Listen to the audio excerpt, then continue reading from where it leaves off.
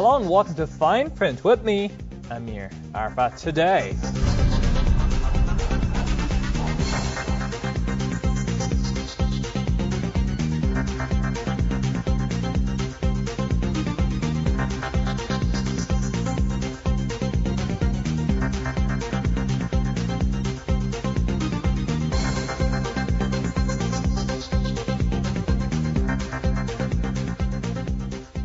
everybody has by now heard the news. The big news in Washington that U.S. Secretary of Defense Robert Gates plans to leave President Obama next year. But the timing of the announcement, an interview with Foreign Policy magazine, is rather suspicious.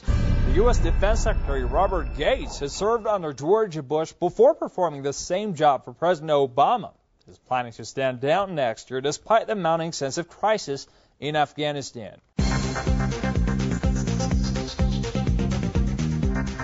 Well, Obama chose Gates really to signal the hawks in Congress and the military and industrial contractors that it would be business as usual.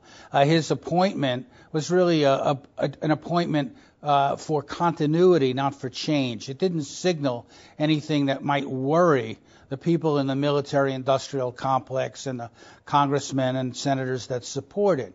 So he was the person symbolically to continue the policies that Bush had started and the like. The problem here is that after so many years, those policies have not been very successful. And so he's beginning to get criticism and get flack from people who are very anxious to bring these wars to a close. And that's not just people on the left. Many people on the right also want to end this because they see a disaster on the horizon, as there was in Vietnam. In an interview with a Washington-based Foreign Policy magazine, Gates stopped short of giving a date when he would step down, but said that with another presidential election due in 2012, he would not make life difficult for Obama by staying on too long. I think that by next year, I'll be in a position where, we're going to know whether the strategy is working in Afghanistan. We'll have completed the surge. We'll have done the assessment in December, and it seems like somewhere there in 2011 is a logical opportunity to hand off. I wonder, the timing, of course, must have been on people's minds because it's going to attract a lot of attention. I would suppose, and I've never spoken with Mr. Gates, but I would suppose that part of his decision to do this is that he's been there for a long time, watching what is happening, and finding himself, no surprise, but it may have been for him, that he really can't run the Defense Department the way he would like to because of all the outside influences from the Congress, from the business world, from the White House. And so the things that he thinks that he could or should do are going to be very difficult, if not impossible to do, especially in today's economic and political environment. Gates said by next year he will be in a position to know where the strategy in Afghanistan is going. I think that it would be a mistake to wait until January 2012. First of all, I think we might have trouble getting the kind of person they want if there is a possibility that they might only be in the job for 1 year. The defense secretary, who will be 67 next month, was appointed by Bush in December 2006 to replace Donald Rumsfeld and was asked to remain by Obama, who wanted to demonstrate that he was not politically partisan in making appointments. If you remember back in 2006, the reason that they got rid of Donald Rumsfeld and brought Robert Gates in was because he wanted to extend the war. And Donald Rumsfeld had basically grown tired of, I guess, accepting the blame for what a disaster the war had been, and had been making the case that we need to just leave and let the Iraqi government stand on its own and let the Iraqi people work out their own problems, etc. So that was why Bush finally got rid of him and replaced him with Robert Gates, who came in and kind of provided the realist and reasonable veneer to a policy worse than what Donald Rumsfeld wanted. White House insiders, such as the Chief of Staff Rahm Emanuel, have said that Obama trusts his judgment, but a retirement next year will come at a sensitive time with the U.S. scheduled to begin withdrawing its troops from Afghanistan in July. But many are questioning the timing of the announcement just a couple of months before midterm elections of 2010. Democrats in Congress and President Obama facing a lot of woes. They might even lose their majority in the House.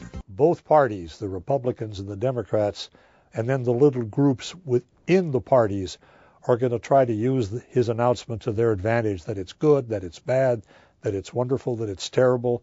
And the nation, my nation, is so caught up in these midterm elections with the numbers of candidates, the bizarre behavior of some of the candidates, plus all the terrible misinformation that comes out. I don't think that it by itself is going to make a big difference. So Robert Gates is set on retiring from government for the second time, or so he says. In an interview with foreignpolicy.com, he has repeated more firmly than ever his desire to resign as Secretary of Defense sometime in 2011. Why would he decide on 2011 and not 2010 or 2012? I would imagine that very much on Mr. Gates's mind was the timing of his dual announcements, one about leaving and the other about when, because the issues that he's discussing are political, they're economic, they're military, they're global, and I would guess, although I have never spoken with him, that he may be just a little fed up with the difficulties of doing what he thinks he needs to do. I personally agree with him.